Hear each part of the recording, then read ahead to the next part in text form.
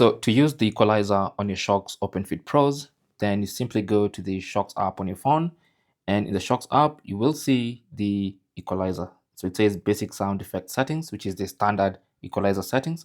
Now, if you tap on that, that opens up the EQ modes. So you can change from these pre-made EQs. You have treble boost, which basically increases your bass, and then you have some private stuff here.